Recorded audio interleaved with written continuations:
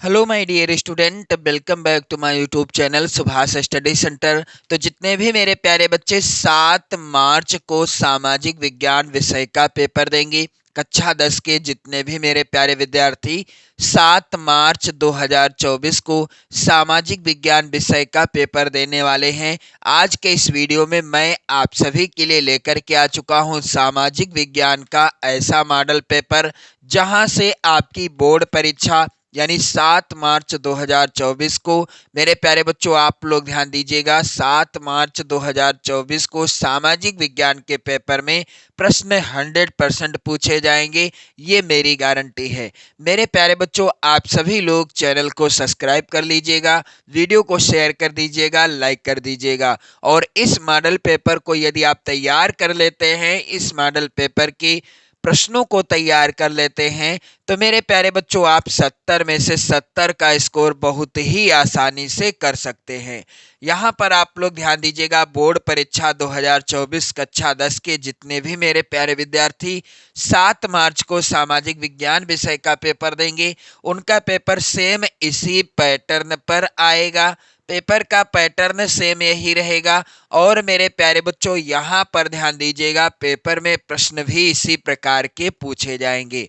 समय आपको मिलेगा 3 घंटे 15 मिनट का और पेपर का पूर्णांक रहेगा 70 अंकों का। मेरे प्यारे बच्चों यहाँ पर निर्देश दिया गया है, सभी प्रश्न अनिवार्य हैं, सभी प्रश्न करना अनिवार्य है। और दूसरा है यहाँ पर प्रारंभ के 15 मिनट परीक्षार्थियों को प्रश्न पत्र पढ़ने के लिए निर्धारित हैं। 15 मिनट पहले ही आपको पेपर मिल जाएगा, किस लिए मेरे प्यारे बच्चों, पेपर पढ़ने के लिए। और 3 घंटे आपको मिलेंगे पेपर को हल करने के लिए।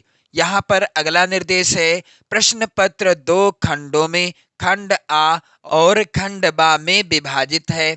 अगला है निर्देश, खंड आ में 20 अंक के बहुविकल्पीय प्रश्न है। खंड आ के अंतर्गत 20 अंक के बहुविकल्पीय प्रश्न पूछे गए हैं, जिसमें से मेरे प्यारे बच्चों आप लोग यहाँ पर ध्यान दीजिएगा कि ये जो बहुविकल्पी प्रश्न हैं, इनका उत्तर आपको कहाँ पर भरना होगा, यानी इन प्रश्नों को कहाँ पर सॉल्व करना होगा, OMR शीट पर सॉल्व करना होगा, जैसा कि आपने हिंदी विषय में किया होगा और इसके पहले जो पेपर हैं उनके उन विषयों में करेंगे। तो मेरे प्यारे बच्चों बहुविकल्पी प्रश्नों को सॉल्व करेंगे आप OMR शीट पर।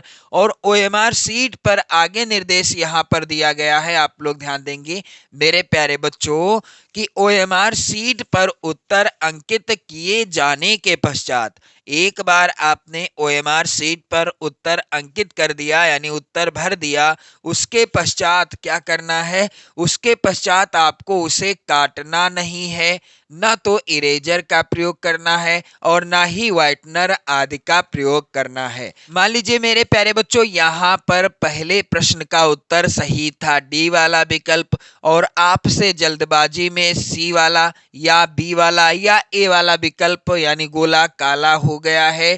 तो अब आपको याद भी आ गया है कि मुझसे गलती हो गई है, तो आप क्या करेंगे, ना तो इसको इस तरह से काटना है, ना इस पर इरेजर और ना ही व्हाइटनर का प्रयोग करना, कुछ नहीं करना, आपको इसको ऐसे ही छोड़ देना है। ये गलती आप नहीं करेंगे, क्योंकि यहाँ पर स्पष्ट रूप से क्या दिया गया है, निर्देश दिया गया है कि OMR शीट पर उत्तर अंकित किए जाने के पश्चात उसे काटे नहीं, इरेजर एवं व्हाइटनर आदि का प्रयोग बिल्कुल ना करें। मेरे प्यारे बच्चों खंड बा 50 अंकों का है, जिसके अंतर्गत वर्णनात्मक प्रथम टाइप के प्रश्न होंगे और वर्णनात्मक सेकंड टाइप के प्रश्न होंगे तथा मानचित्र से भी संबंधित 2 प्रश्न दिए गए हैं।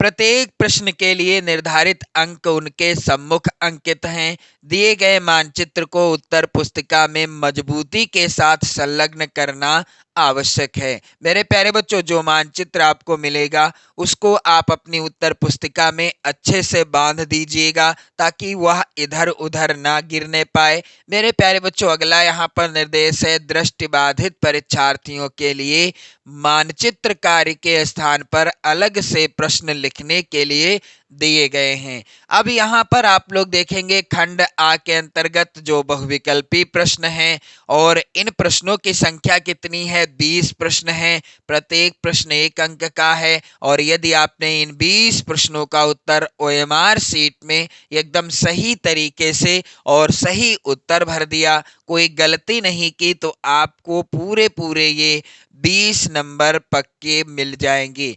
मेरे प्यारे बच्चों, यहाँ पर निर्देश दिया गया है, निम्नलिखित विकल्पों में से सही विकल्प का चयन कीजिए। जो विकल्प सही है उसका चयन करना है आपको। और पहला प्रश्न मेरे प्यारे बच्चों यहाँ पर आप देख सकते हैं, वेरी इंपॉर्टेंट है। ऑटो वान बिस्मार्क का संबंध किस देश से था? आप सभी से रिक्वेस्ट है मेरे प्यारे बच्चों कि आप इन सभी प्रश्नों को रट लेना, क्योंकि यहाँ से प्रश्न आपकी बोर्ड परीक्षा में जरूर पूछे जाएंगे, 100% पूछे जाएंगे। मेरे प्यारे बच्चों, पहला प्रश्न है कि ऑटो वान बिस्मार्क का संबंध किस देश से था? विकल्प इस प्रकार से हैं इस प्रश्न के। पहला है विकल्प इटली, दूसरा विकल्प जर्मनी, तीसरा विकल्प फ्रांस, चौथा विकल्प ब्रिटेन। तो ऑटो वान बिस्मार्क का संबंध था मेरे प्यारे बच्चों जर्मनी देश से। और प्रश्न संख्या 2 है यहाँ पर, महात्मा गांधी दक्षिण अफ्रीका से वापस कब लौटे? मेरे प्यारे बच्चों, वेरी इंपॉर्टेंट प्रश्न है आपकी बोर्ड परीक्षा के लिए, कई बार बोर्ड परीक्षा में भी आ चुका है यह प्रश्न। महात्मा गांधी दक्षिण अफ्रीका से वापस कब लौटे? यहाँ पर विकल्प है, पहला 1915 ईस्वी, दूसरा 1918 ईस्वी में, तीसरा 1914 ईस्वी में, चौथा 1919 ईस्वी में। तो महात्मा गांधी दक्षिण अफ्रीका से वापस कब लौटे, या महात्मा गांधी भारत वापस कब लौटे? इसका उत्तर होगा सन 1915 ईस्वी में। और मेरे प्यारे बच्चों, सन 1914 ईस्वी में प्रथम विश्व युद्ध हुआ था, क्योंकि यह भी प्रश्न आता है कि प्रथम विश्व युद्ध कब हुआ? सन 1914 ईस्वी में। अगला प्रश्न संख्या 3 है, वर्तमान में भारत में कितने राज्य हैं? वर्तमान समय में भारत में कितने राज्य हैं? यहाँ पर विकल्प इस प्रकार से हैं, और इस प्रश्न का उत्तर आप लोग कमेंट करके बताइएगा। पहला है विकल्प मेरे प्यारे बच्चों 27, दूसरा विकल्प है 28, तीसरा है विकल्प 29, चौथा है 18। तो आप लोग कमेंट करके बताइएगा कि वर्तमान समय में हमारे भारतवर्ष में कितने राज्य हैं। प्रश्न संख्या 4 है मेरे प्यारे बच्चों, वेरी वेरी इंपॉर्टेंट आपकी बोर्ड परीक्षा 2024 के लिए। फ्रांस में गणतंत्र की घोषणा किस वर्ष हुई? यहाँ पर पहला है विकल्प 1825 ईस्वी में, दूसरा 1830 ईस्वी में, और तीसरा 1848 ईस्वी में, चौथा 1843 ईस्वी में। तो फ्रांस में गणतंत्र की घोषणा किस वर्ष हुई? इस प्रश्न का उत्तर होगा मेरे प्यारे बच्चों 1848 ईस्वी में फ्रांस में गणतंत्र की घोषणा हुई थी। प्रश्न संख्या 5 है, यहाँ पर आप लोग ध्यान दीजिएगा, यूरोपीय देशों ने मानचित्र पर लकीरें खींचकर किस महाद्वीप का आपस में बंटवारा कर लिया? और एक प्रश्न यहाँ पर और बनता है कि फ्रांस में क्रांति कब हुई? यहाँ पर आप लोग ध्यान दीजिएगा, फ्रांस की क्रांति, ये सबसे ज्यादा इंपॉर्टेंट प्रश्न है, कई बार बोर्ड परीक्षा में भी आ चुका है, और 2024 के लिए भी महत्वपूर्ण प्रश्न है। 1789 ईस्वी में फ्रांस की क्रांति हुई थी। कब मेरे प्यारे बच्चों? 1789 ईस्वी में। और फ्रांस में गणतंत्र की स्थापना 1848 ईस्वी में हुई। अगला प्रश्न क्या है कि यूरोपीय देशों ने मानचित्र पर लकीरें खींचकर किस महाद्वीप का आपस में बंटवारा कर लिया? पहला है विकल्प एशिया, दूसरा विकल्प अफ्रीका, तीसरा विकल्प अमेरिका, चौथा विकल्प ऑस्ट्रेलिया। तो यूरोपीय देशों ने मानचित्र पर लकीरें खींचकर अफ्रीका महाद्वीप का आपस में बंटवारा कर लिया। प्रश्न संख्या 6 है, वेरी इंपॉर्टेंट मेरे प्यारे बच्चों आपकी बोर्ड परीक्षा 2024 के लिए। भारतीय राष्ट्रीय कांग्रेस की स्थापना कब हुई थी? पहला है विकल्प 1882 ईस्वी में, दूसरा विकल्प 1884 ईस्वी में, तीसरा विकल्प 1885 ईस्वी में, चौथा 1846 ईस्वी में। तो भारतीय राष्ट्रीय कांग्रेस की स्थापना कब हुई थी? इस प्रश्न का उत्तर होगा सन 1885 ईस्वी में भारतीय राष्ट्रीय कांग्रेस की स्थापना हुई थी। मेरे प्यारे बच्चों, प्रश्न संख्या यहाँ पर 7 है। निम्नलिखित में से किस राज्य में काली मिट्टी पाई जाती है? पहला है विकल्प झारखंड, दूसरा विकल्प गुजरात, तीसरा विकल्प राजस्थान, चौथा विकल्प बिहार। किस राज्य में काली मिट्टी पाई जाती है? इस प्रश्न का उत्तर होगा मेरे प्यारे बच्चों गुजरात राज्य में काली मिट्टी पाई जाती है। प्रश्न संख्या 8 है, इनमें से कौन सी रबी की फसल है? तो यहाँ पर आप देखेंगे पहला है विकल्प चना, दूसरा विकल्प है कपास, तीसरा विकल्प है मोटे अनाज और चौथा है विकल्प मेरे प्यारे बच्चों चावल। तो कौन सी फसल है जो कि रबी की फसल के अंतर्गत आती है? इसका उत्तर हो जाएगा चना। मेरे प्यारे बच्चों, आप लोग ध्यान देंगे कपास की खेती के लिए एक प्रश्न आता है। कपास की खेती के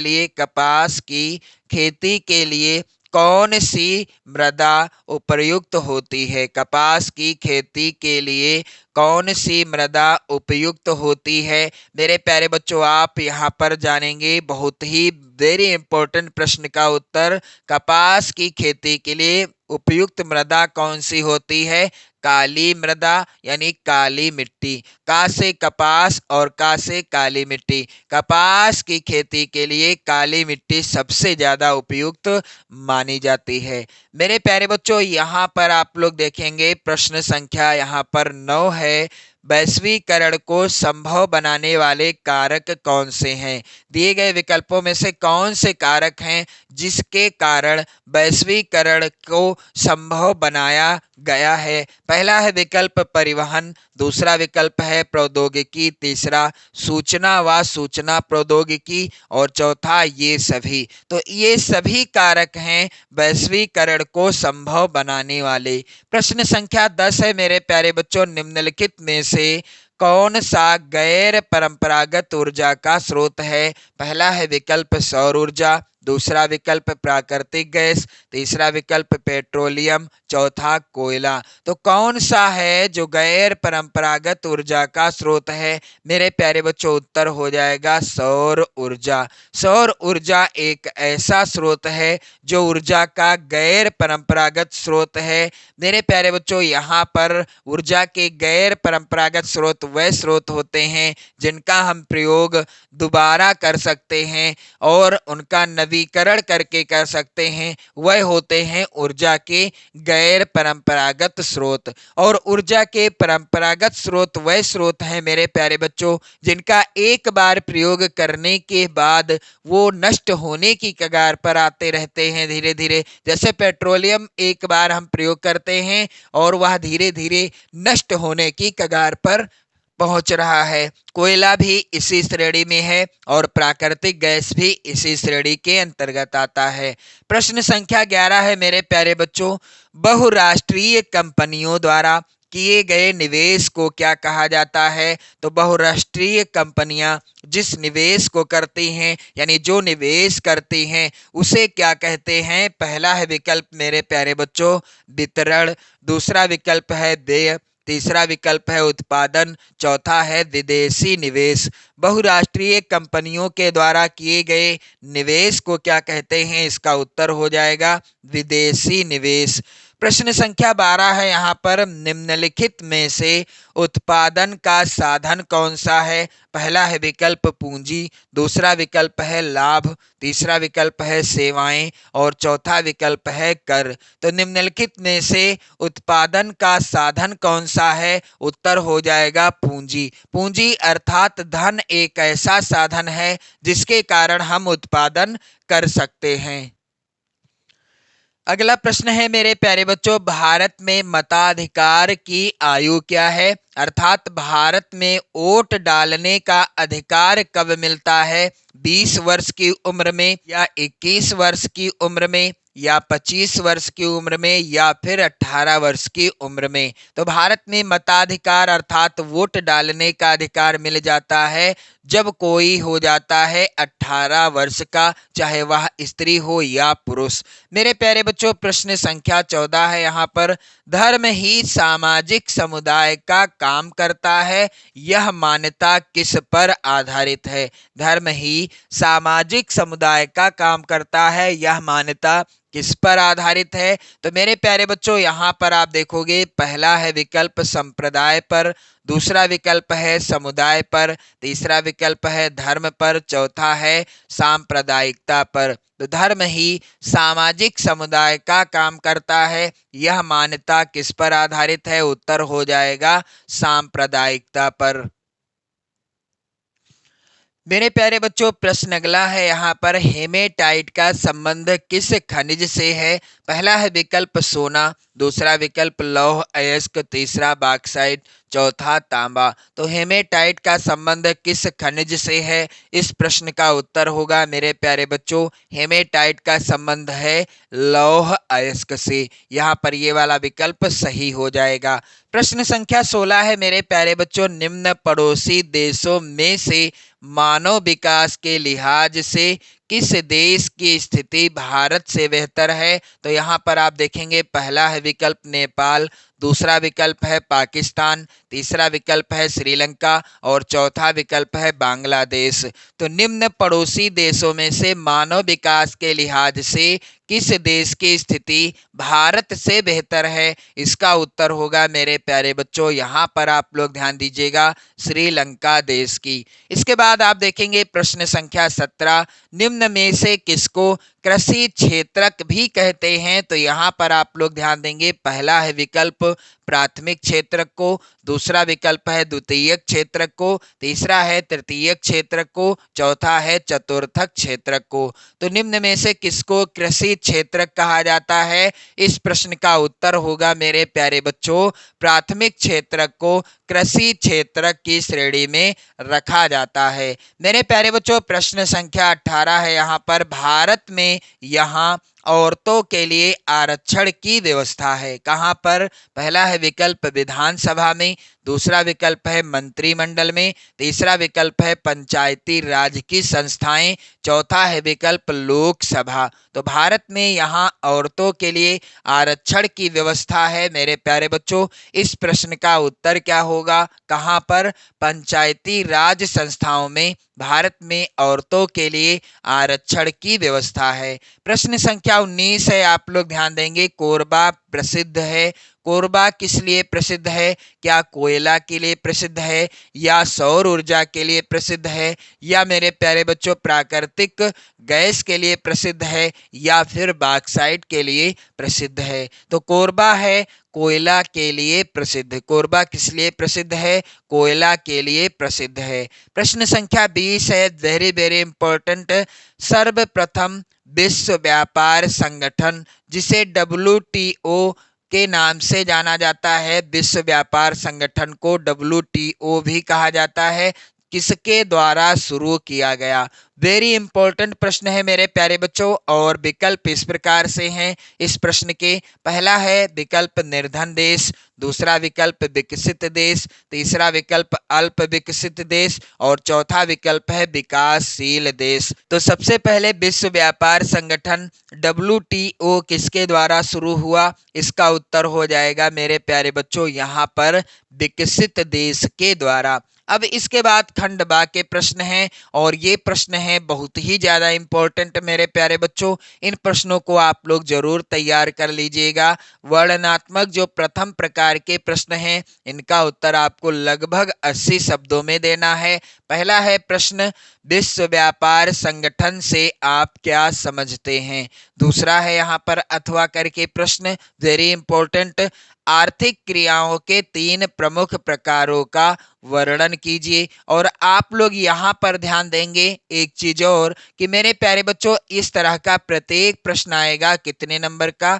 4 नंबर का। यहाँ पर प्रश्न संख्या 2 है, आप लोग ध्यान देंगे, भारत में कृषि क्षेत्र की समस्याएं लिखिए। और यहाँ पर अथवा में प्रश्न है भूदान ग्राम दान आंदोलन के विषय में विस्तृत जानकारी दीजिए। तो मेरे प्यारे बच्चों यहाँ पर प्रश्न संख्या 3 वेरी वेरी इंपॉर्टेंट है। भारत में केंद्र और राज्यों के बीच सत्ता के बंटवारे की किन्हीं दो विशेषताओं का उल्लेख कीजिए। सबसे इंपॉर्टेंट प्रश्न है आपकी बोर्ड परीक्षा 2024 के लिए।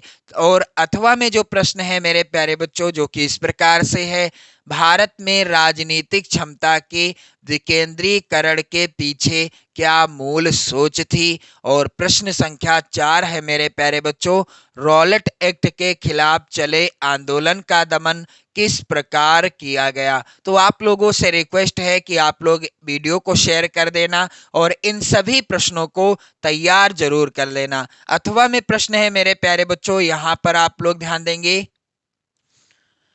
बाल्कन प्रदेशों में राष्ट्रवादी तनाव क्यों पनपा। और इसके बाद यहाँ पर वर्णनात्मक जो सेकंड टाइप के प्रश्न होंगे जिनका उत्तर लगभग आपको 150 शब्दों में देना है। प्रश्न संख्या 5 है, उपभोक्ता की रक्षा के लिए सरकार द्वारा किए गए उपायों का वर्णन कीजिए। और इस तरह का प्रश्न आएगा, यानी जो सेकंड टाइप के प्रश्न होंगे जो कि 150 शब्दों में जिनका उत्तर आपको देना है। प्रत्येक प्रश्न होगा 6 नंबर का। अथवा में प्रश्न वेरी इंपॉर्टेंट है, भारत में वैश्वीकरण के प्रभाव का विस्तार पूर्वक वर्णन कीजिए। वेरी वेरी इंपॉर्टेंट प्रश्न है, आप लोग जरूर तैयार कर लेना। अगला प्रश्न है मेरे प्यारे बच्चों, ऊर्जा के गैर परंपरागत स्रोतों का विस्तार पूर्वक वर्णन कीजिए। प्रश्न यहाँ पर अथवा में है, कृषि उत्पादन में वृद्धि सुनिश्चित करने के लिए सरकार द्वारा किए गए उपाय सुझाइए। और यहाँ पर प्रश्न संख्या 7 है, वेरी वेरी इंपॉर्टेंट, भारत में किस तरह की जातिगत असमानताएं आज भी व्याप्त हैं। यहाँ पर अथवा में प्रश्न है मेरे प्यारे बच्चों, भारत में संघीय व्यवस्था की प्रमुख विशेषताओं का वर्णन कीजिए। इसके बाद आप देखेंगे प्रश्न संख्या 8 है जो कि इस प्रकार से, महामंदी के कारणों की व्याख्या करें। और अथवा में प्रश्न है यहाँ पर, भारत में राष्ट्रवाद के उदय के प्रमुख कारण क्या थे। अब यहाँ पर आप लोग ध्यान दीजिएगा, इसके बाद मानचित्र से संबंधित प्रश्न पूछे जाएंगे जो कि 9 का के अंतर्गत हैं। पहला है यहाँ पर आप लोग ध्यान दीजिएगा, 9 का के अंतर्गत लिखा हुआ, निम्नलिखित स्थानों को भारत के रेखा मानचित्र में चिन्ह के द्वारा, यहाँ पर चिन्ह भी बना है जिस चिन्ह के द्वारा आपको दर्शाना है, और सही नाम तथा सही अंकन के लिए 1/2 प्लस 1/2 अंक निर्धारित हैं। तो यहाँ पर आप देखोगे पहला प्रश्न, वह स्थान जहाँ अंग्रेजों ने अपनी पहली राजधानी बनाई। इस तरह के 5 प्रश्न आएंगे, आप लोग ध्यान दीजिएगा। और 9 खा के अंतर्गत भी 5 प्रश्न आएंगे, आपको इनको मानचित्र में फिल करना है, यानी इनका अंकन आपको मानचित्र में फिल करना है, जिसके लिए कुल 10 नंबर आपको मिलेंगे। तो मेरे प्यारे बच्चों, इस वीडियो में बताए गए इस मॉडल पेपर के सभी महत्वपूर्ण प्रश्नों को आप तैयार कर लो। 70 में 70 का स्कोर आप आसानी से कर लेंगे 7 मार्च हिंदी के पेपर में। तो मेरे प्यारे बच्चों, आप लोग वीडियो को शेयर कर दें, लाइक कर दें। पढ़ते रहें, मस्त रहें, स्वस्थ रहें। जय हिंद।